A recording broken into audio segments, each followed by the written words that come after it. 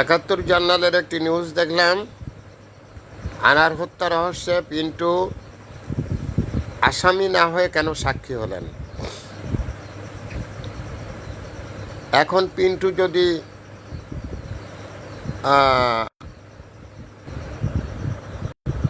কোনো ইস্যুর সাথে জড়িত না থাকে, ক্রাইমের সাথে, তাহলে সে সাক্ষী হতে পারে, এটা তো কোনো বিষয়ই না। ইভেন আগামী দিনগুলোতে ঝিনেদার রাজনীতিতে পিন্টুই হবে সর্বে সর্বা, এটা তারই ইঙ্গিত বহন করে। Thanks a lot viral sir, বিনা বেতনের পারিবারিক পাঠশালার শিক্ষক। মোবাইল কন্ট্যাক্ট নং 01935204804। এটা আমার বিকাশের নাম্বার।